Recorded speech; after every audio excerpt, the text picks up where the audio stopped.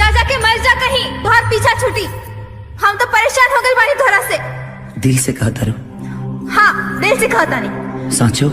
सच में। मोहब्बत के नाम अपना दिल से मिटा दे, मोहब्बत के नाम अपना दिल से मिटा दे।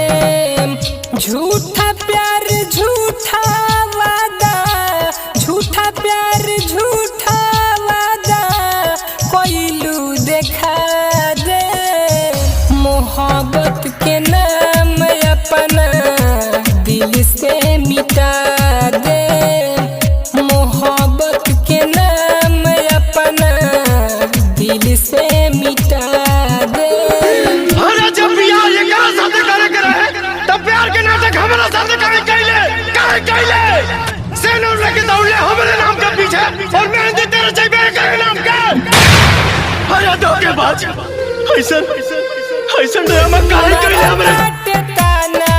लोगवा देखी हंस हंस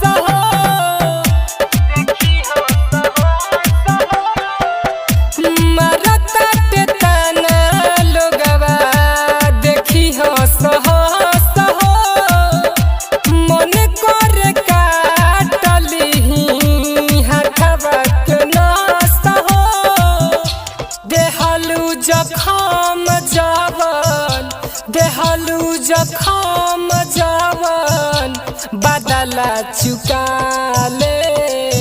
मोहब्बत के नाम अपना दिल से मिटा दे, मोहब्बत के नाम अपना दिल से मिटा दे। तोड़ दो सगाई। एगो अंगूठी पहिरा दिला से अगर तू ओकर हो जाइबो तहिला हमरा हाथ से पहिला अंगूठी, तब तक तू हमार हो जाइबू ना। फुलवा के जैसे खिलल रहे हमार प्यार हो,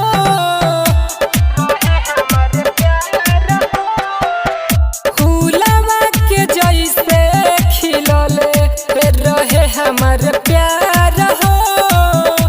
तोहरे चक्कर में छूटल घर परिवार हो।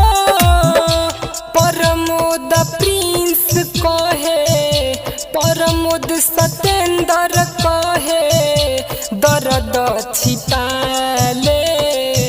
मोहब्बत के नाम अपना दिल से मिटा दे, मोहब्बत के नाम अपना दिल से मिटा